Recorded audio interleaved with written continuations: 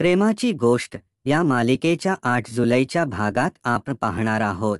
सागर आणि मुक्ता पार्टीला जात असतात तेव्हा मध्ये हर्षवर्धन भेटतो म्हणून मुक्ता पुढे जाते। मुक्ताला एक बघून काही माणसं तिच्या जवळ येतात आणि त्यातील एक जण मुक्ताला म्हणतो, आता पार्टीत आलाच आहात तर पार्टीचा आनंद पण घ्या मॅडम। असं बोलत सर्वजण मुक्तावर जबरदस्ती करू लागतात। त्यामुळे मुक्ता खूपच घाबरली असते। पण तेवढ्यात सागर येऊन म्हणतो, पार्टीत या मॅडमचा नवरा देखील आला आहे, रिटर्न गिफ्ट द्यायला। असं बोलत सागर त्यांची चांगलीच धुवाई करतो। तर मुक्ता घाबरून लगेच सागरला मिठी मारते।